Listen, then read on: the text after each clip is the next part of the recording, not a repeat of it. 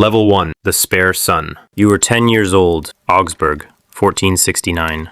The workshop smells like wet wool and tallow candles. You were never meant to inherit anything. Youngest of 7 brothers, you were promised to the church before you could read. A life of vows, silence, and other men's decisions. Then a letter comes. Your brother Marcus is dead. The plan for your life dies with him. Your father looks at you differently now. Not as the spare, as the replacement. Nobody asks if you're ready. You're 10 years old, and you've just learned the first rule of this family. Nothing here is permanent, and no position is safe. Not even the one you were born into.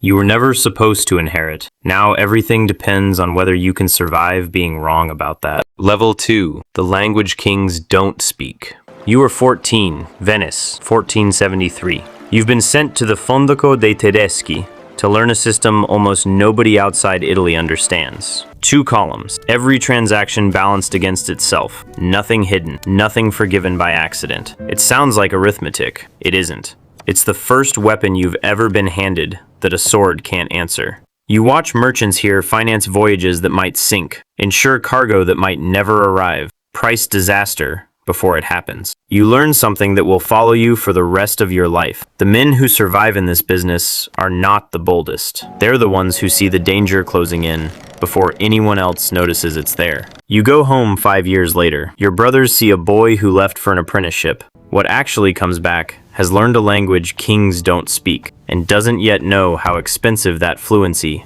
is about to become. Level 3. The signature that could end you. You are 28, the Tyrolean Alps, 1487. Archduke Sigismund needs cash he doesn't have and can't easily raise. You offer him a loan, but instead of asking for repayment in coin, you take a claim on his silver mines at Schwaz for years into the future.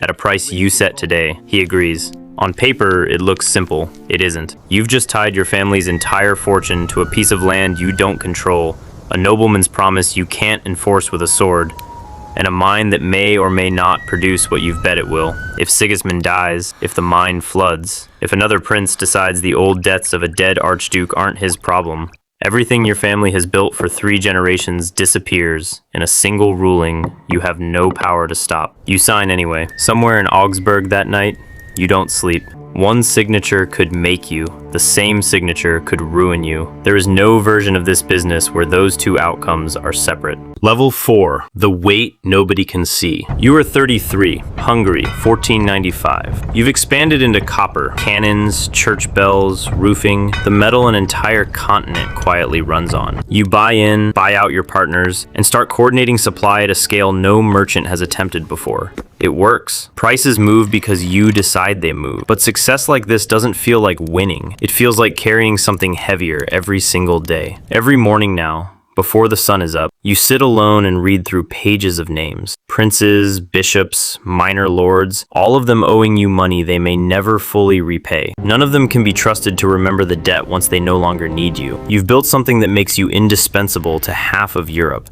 And indispensable is not the same as safe. The bigger this gets, the more people there are who would benefit from watching it fail. Europe is starting to depend on your copper. You are starting to understand that dependence runs in both directions, and only one side of it keeps you up at night. Level 5. The cost of being needed. You are 39, Innsbruck, 1508. Maximilian I, Holy Roman Emperor, wants to march into Italy. He doesn't have the money. Emperors rarely do. He sends for you personally. You give him the loan. In exchange, mining rights, trade privileges, a seat closer to power than any merchant in living memory has held. His court starts calling you the rich one, half admiration, half warning to everyone else in the room. But you notice something the flattery is designed to hide. Maximilian doesn't summon you because he respects you. He summons you because he's desperate, and desperate men resent the hand that saves them almost as much as they need it.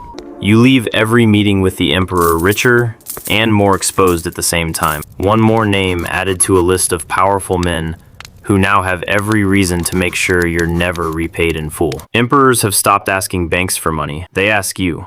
You are starting to learn that being asked is not the same thing as being safe. Level 6.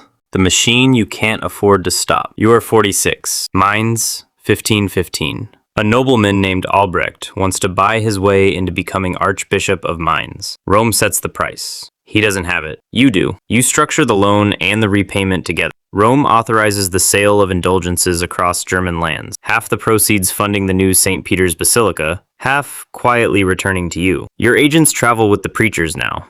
Every coin dropped into a collection box by a frightened believer is, somewhere down the line, retiring a debt in your ledger. It's the most profitable structure you've ever built, and you already sense the danger in it. You've moved your money into something you can't fully control anymore. The fear and faith of ordinary people, managed by clergy, sanctioned by Rome, and none of it is yours to steer once it starts moving. Your money has entered the church itself. You don't yet know what happens when the church can no longer contain what your money set in motion. Level 7. The Monk. You are 48. Wittenberg, 1517. A monk named Martin Luther nails 95 arguments to a church door. Several of them describe, in exact detail, the machine you built with Albrecht. He doesn't know your name yet. He doesn't need to. He's already describing exactly what it does. The pamphlets travel faster than any letter your bank has ever sent. Within weeks, half of Germany is arguing about whether forgiveness has a price. You can't unwind the deal. Albrecht's debt to you is still outstanding, and calling it in now, publicly, in the middle of this, would be its own disaster. So you do the only thing available to you. You let the theologians fight in public, while your machine keeps running quietly in the background, collecting on a loan that is about to become one of the sparks of a religious war you never intended to start. A monk with no army has just threatened 40 years of careful architecture. You cannot out-negotiate a man who isn't negotiating for money. Level 8. The price of a crown. You are 60. Frankfurt, 1519. Maximilian is dead. 7 electors will choose the next Holy Roman Emperor, and for the first time in a generation, the outcome isn't settled. Francis I of France wants the throne. So does young Charles of Habsburg. Every elector can be persuaded, for the right price. Francis has money. You have more. And you understand something Francis doesn't. This isn't a loan. This is a wager on the single largest political outcome in Europe. And if you're wrong, if Charles loses, the money is simply gone. With no mine, no monopoly, no future harvest of silver to recover it from. You move roughly 850,000 guilders through your banking network faster than any army could march. Charles wins. He becomes Emperor Charles V, ruler of more territory than any Christian king since Charlemagne. You have just discovered that money can decide who wears a crown. You have also just discovered exactly how much of your family's fortune it costs to find that out, and that an emperor who owes you everything is not the same as an emperor who will ever admit it. Level 9. The debt you can't collect. You are 62. Augsburg, 1521. You spent your entire life pricing risk other men were too afraid to touch. Now, for the first time, you try to buy something no ledger has ever been able to guarantee. Peace with your own name after you're gone. You commission a walled district inside Augsburg. Small, sturdy houses for the city's poorest Catholic families.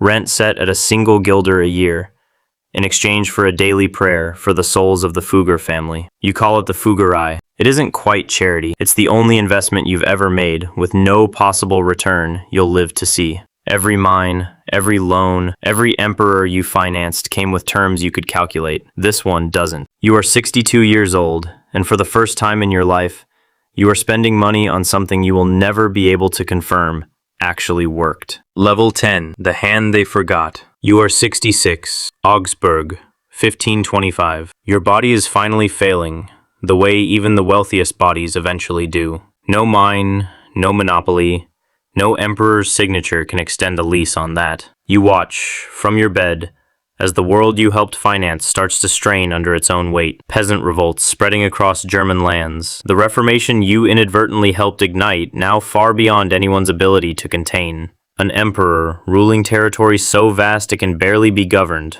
let alone repaid. You leave the business to your nephew Anton, with one final warning sharper than any ledger entry. Collect what you're owed while you still can, because kings forget debts the moment the money is already spent. You die that autumn. The emperors you financed keep their crowns. The popes you funded keep their blessings. The generals you paid for enter the history books under their own names. Your name stays where it always lived, in the ledgers, in the fine print of debts that made all of it possible, and that almost none of them ever fully repaid. You spent 40 years making the powerful more powerful. In the end, the powerful did what the powerful always do. They kept the crown and left you the paperwork.